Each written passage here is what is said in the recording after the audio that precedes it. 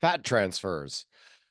What in the heck is a fat transfer? We kind of hear this all the time now with making breasts bigger, buttocks bigger, rejuvenating the face.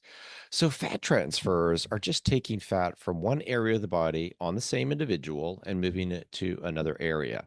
So, this has been done since the late 1800s. So, think of like the 1890s were the first recorded reports of fat being transferred from one area of the body to another.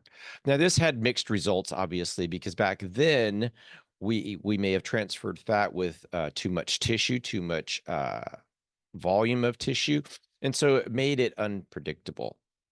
Over the next several decades, so think of going through the early 1900s till we get to like the 1960s. And in the 1960s and 1970s, the interest in fat transfers or fat grafting was rekindled, but they still had problems with survival rates. If we fast forward, fat transfers really picked up speed in the 1990s and early 2000s. Fat transfer techniques were refined. Um, the methodology was improved with careful attention to harvesting the fat, which is removal, and then processing the fat, which think of after we remove it, what are we doing with it? And then a re-injection of fat to get the most successful outcomes.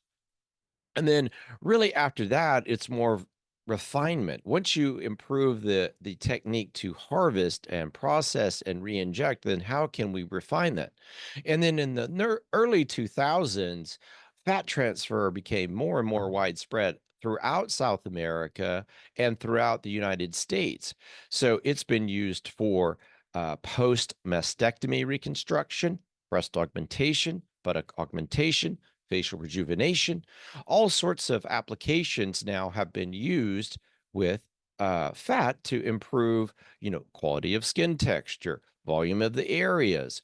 So today, fat transfers are used all around the world. They have very, very good survival rates, but there have been problems with and fatalities reported associated with fat grafting procedures, particularly the Brazilian butt lift.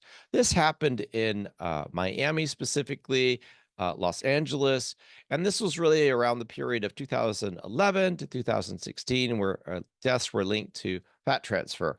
And in 2017, I wrote a paper making fat transfer to buttocks safer and published it in the Aesthetic Surgery Journal in November of 2017 to address safety concerns to show that fat transfers to the buttock are safe. And just with a few adjustments in technique, that would change the outcomes. So fat transfers to the face, breast, and buttock are very, very safe, and they're effective ways to naturally enhance these areas.